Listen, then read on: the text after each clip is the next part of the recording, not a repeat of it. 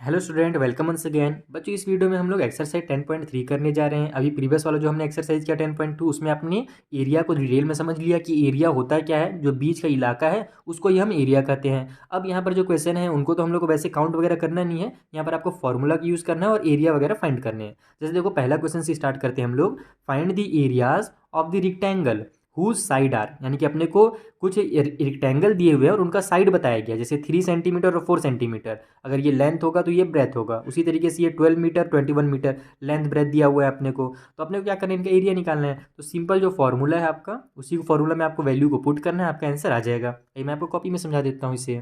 तो देखो, सबसे पहले तो यहाँ पर मैं आपको कुछ बेसिक कॉन्सेप्ट क्लियर करा देना चाहता हूँ, क्योंकि जो बच्चे क्लास 6 में अपना कॉन्सेप्ट क्लियर करते नहीं है ना, वो आगे जाकर के डाउट में हमेशा फंसे रहते हैं। तो यहाँ पर आप मेन चीज़ों को समझ लो। जैसे देखो, वहाँ पर अपने को साइड्स बोला गया था, तो वहाँ पर 3 सेंटीमीटर और 4 सेंटीमीटर क्वेश्चन में लिख दिया गया है। अब आपको जरूरी नहीं कि जो 3 सेंटीमीटर है उसको आप लेंथ ही मानो, या जो 3 सेंटीमीटर है उसको ब्रेथ ही मानो। आप दोनों में से कुछ भी ले सकते हो। जैसे मैंने 3 सेंटीमीटर को लेंथ ले लिया है ना, तो आप 3 सेंटीमीटर को ब्रेथ भी मान सकते हो। उसी तरीके से जब हमारे पास एक रेक्टेंगल रहता है ना, तो अगर आपको कोई भी चीज़ दिया, जैसे मान लो ये 3 सेंटीमीटर दिया हुआ है, ये हो गया हमारे पास 4 सेंटीमीटर। तो बच्चे इसमें भी कंफ्यूज रहते हैं, सर इसी को हम लोग लेंथ क्यों बोलते हैं और इसको ब्रेथ क्यों बोलते हैं। ऐसा नहीं है। अगर मैं देखो अभी सामने से देखूंगा, अगर मैं इस डायरेक्शन से देखूंगा तो ये मुझे लेंथ और ये ब्रेथ दिखेगा। लेकिन अगर मैं इधर से देखूं, इस डायरेक्शन से देखूं, तो ये मुझे लेंथ और ये ब्रेथ दिखेगा। तो कोई भी लेंथ, किसी को भी आप लेंथ बोल सकते हो और किसी को भी ब्रेथ बोल सकते हो। जरूरी नहीं कि यही वाला लाइन आप लेंथ बोलो और इसको इसकी ब्रेथ बोलो, ऐसा जरूरी नहीं है। आप इसको इसका लेंथ बोल सकते हो, इसको इसका ब्रेथ बोल सकते हो। सिंपल, समझ में आ गया ना। यानी रटना नहीं है कि सर ने बता दिया ये लेंथ है तो मैं इसी को लेंथ बोलूंगा हमेशा के लिए, ऐसा नहीं है। आप कोई भी साइड को लेंथ ले सकते हो। ठीक है, जैसे वहाँ पर अब आते हैं हम लोग क्वेश्चन में कि हम लोग को वहाँ 3 सेंटीमीटर और 4 सेंटीमीटर दिया हुआ था। तो ये चीज़ और ध्यान रखना कि केवल दो ही आपने को नंबर दिया हुआ है, जबकि रेक्टेंगल में तो 4 साइड होते हैं। तो ये भी चीज़ ध्यान रखना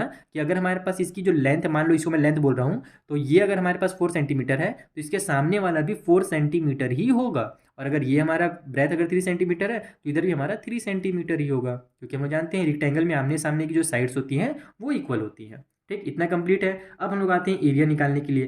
तो एरिया ऑफ रेक्टेंगल, इसका फॉर्मूला एकदम सिंपल है, लेंथ इंटू ब्रेथ। यानी लेंथ का और ब्रेथ का मल्टीप्लाई करो, आपको एरिया मिल जाएगा। लेंथ हमारे पास है 3 सेंटीमीटर, ठीक है, और ब्रेथ हमारे पास है 4 सेंटीमीटर।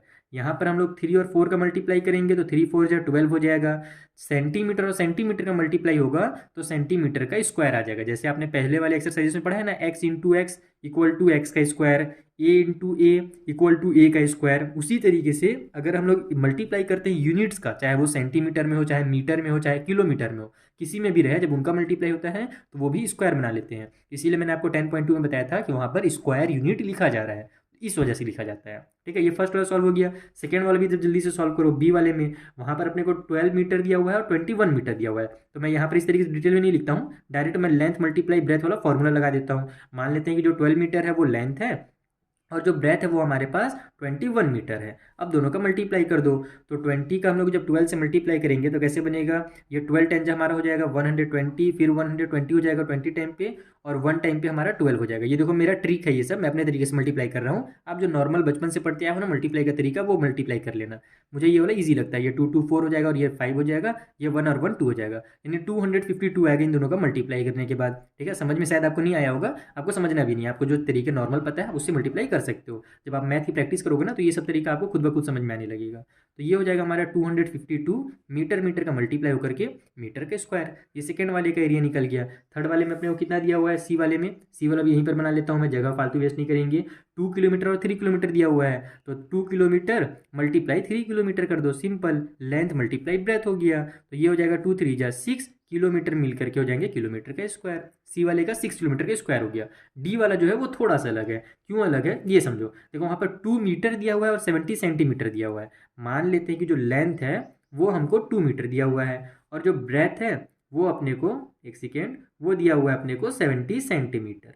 अब आप क्या करोगे, या तो मीटर को सेंटीमीटर में बदल लो या फिर सेंटीमीटर को मीटर में बदल लो, क्योंकि ना हमारा सेम यूनिट का ही आपस में मल्टीप्लाई होता है। अगर आप अलग अलग यूनिट का मल्टीप्लाई करोगे तो आपका गलत हो जाएगा। क्यों गलत होगा वो भी समझो, एकदम बेसिक से समझ रहे हो आप यहाँ पर। जैसे कि मान लो एक बच्चा आपको 5 रुपए देता है, रुपए तो जानते हो सभी कोई, और एक बच्चा आपको 5 पैसे देता है।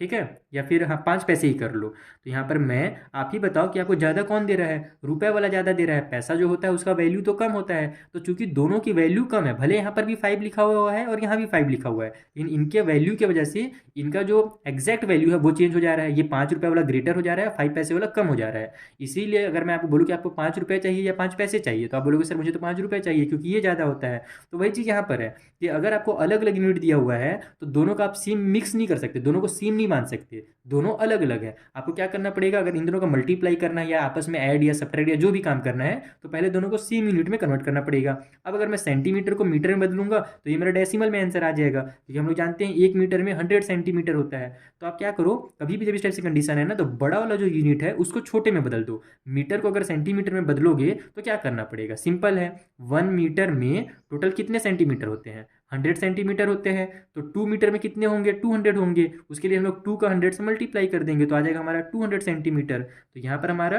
2 मल्टीप्लाई 100 कर दो, तो ये बन गया हमारा 200 सेंटीमीटर। तो कभी भी बड़े यूनिट को जब छोटे यूनिट में बदलते हैं ना, तो केवल जीरो बढ़ाना पड़ता है, और अगर छोटे को बड़े में बदलोगे तो वहाँ पर फिर हम लोग को डेसिमल वगैरह लगाना पड़ता है। तो डेसिमल लगा करके मैं आपको कंफ्यूज नहीं करना चाहता हूँ, इसीलिए मैंने इसको सेंटीमीटर में कन्वर्ट कर दिया। अब दोनों का मल्टीप्लाई कर दो, क्योंकि हम लोग जानते हैं लेंथ मल्टीप्लाई ब्रेथ होता है, वही फॉर्मूला लिख लेना, मैं डायरेक्ट कर दे रहा हूँ। तो ये हो जाएगा 200 सेंटीमीटर मल्टीप्लाई 70 सेंटीमीटर। 7 2 जो हो जाता है हमारा 14, ये 2 जीरो और ये 1 जीरो मिला करके 3 जीरो हो जाएंगे। सेंटीमीटर और सेंटीमीटर मिल करके हमारा सेंटीमीटर का स्क्वायर आ जाएगा। लेकिन अब आपके बुक में इसका जो आंसर दिया हुआ है वो सेंटीमीटर के स्क्वायर में तो दिया नहीं है, मीटर के स्क्वायर में दिया हुआ है। तो सिंपली आप इसको मीटर के स्क्वायर में कन्वर्ट कर दो। क्या करोगे, मीटर के स्क्वायर में कन्वर्ट करने के लिए इसको 100 मल्टीप्लाई 100 यानी कि 10,000 से इसको डिवाइड दे दोगे आप इस तरीके से, तो ये मीटर के स्क्वायर में चेंज हो जाएगा। ऐसा क्यों होता है ये भी समझना है क्या, चलो मैं आपको समझा देता हूँ। अगर नहीं समझना है तो जल्दी से वीडियो को स्किप करो और आगे देख लो इसका आंसर। बाकी मैं आपको समझा देता हूँ कि नीचे हमने 10,000 क्यों लिखा है मीटर के स्क्वायर में चेंज करने के लिए। देखो 1 मीटर इक्वल टू होता है 100 सेंटीमीटर। अब हमने क्या किया, इसको मीटर तो अपने को चाहिए नहीं, मीटर के स्क्वायर चाहिए। तो मीटर के स्क्वायर बनाने के लिए 1 मीटर मल्टीप्लाई 1 मीटर करेंगे तो हमारा 1 और 1 तो 1 ही रहेगा, मीटर मीटर का मल्टीप्लाई होकर के मीटर का स्क्वायर बन जाएगा। सेम वही काम इधर भी होता है। इधर जैसे हमने अगर इधर 1 मल्टीप्लाई 1 किया तो इधर भी आपको 100 सेंटीमीटर मल्टीप्लाई 100 सेंटीमीटर करना पड़ेगा, तब जा करके हमारा सेंटीमीटर और सेंटीमीटर हमारा सेंटीमीटर का स्क्वायर बनेगा, और 100 और 100 मिला करके 10,000 बन जाएंगे यहाँ पर, यानी कि 4 जीरो लग जाएगा। तो इस तरीके से 1 मीटर का स्क्वायर यानी कि 10,000 सेंटीमीटर का स्क्वायर, ये हमने अपने से बनाया है, ये आपको कहीं पे रटा हुआ नहीं दिखेगा। तो ये देखो 2 जीरो से 2 जीरो कट हुआ, तीसरे से तीसरा भी कट हो गया, नीचे 1 जीरो बचा है, तो हम लोग 1 डिजिट के बाद डेसिमल लगा देंगे। तो ये मेरा 1.4 मीटर का स्क्वायर इसका आंसर हो जाएगा। स्क्वायर मीटर भी बोलते हैं, स्क्वायर यूनिट भी बोलते हैं, जो लिखना चाहो वो लिख लो। आई होप आपको अच्छे से समझ में आ गया होगा। पहला क्वेश्चन था एकदम सिंपल सा है, केवल मल्टीप्लाई करना और आंसर लाना है। मिलते हैं हम लोग नेक्स्ट वीडियो में, जहाँ पर जो अच्छा रुको रुको, यहाँ पर ना हम लोग एक बार इसको और डिटेल में कॉन्सेप्ट समझ लेते हैं, क्योंकि पहला ही वीडियो ये सेवरल एक्सरसाइज का, तो इसमें मैं आपको एकदम बेसिक बेसिक जो जो चीज़ें हैं वो समझा देता हूँ। जैसे ये तो हमने सॉल्व कर लिया, इसको हमने सेंटीमीटर में कन्वर्ट कर लिया था।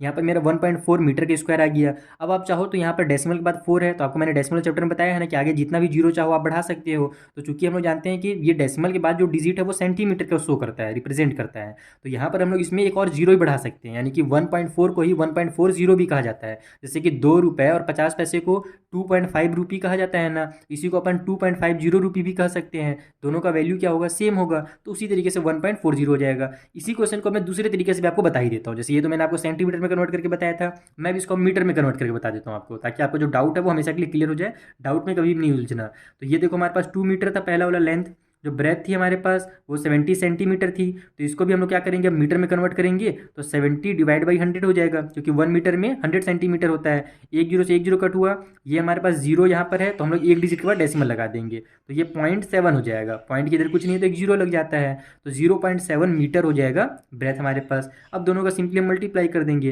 तो 2 मीटर मल्टीप्लाई 0.7 मीटर, तो ये हो जाएगा हमारा 7 2 जा 14। यहाँ पर 1 डिजिट है डेसिमल के लिए, तो राइट साइड से 1 डिजिट के बाद यहाँ पर डेसिमल लगा दो, मीटर मीटर मिलके मीटर का स्क्वायर बन गया। तो ऐसे भी बना सकते हो, ये भी देखो इजी ही रहता है, लेकिन बच्चे चूंकि डेसिमल से फालतू में डरते रहते हैं, इसीलिए मैं उनको इस तरीके से सॉल्व करना सिखा देता हूँ। आपको जो ईजी लगे ना आप उस मेथड से सॉल्व कर लेना, ठीक है। चलिए मिलते हैं नेक्स्ट वीडियो में।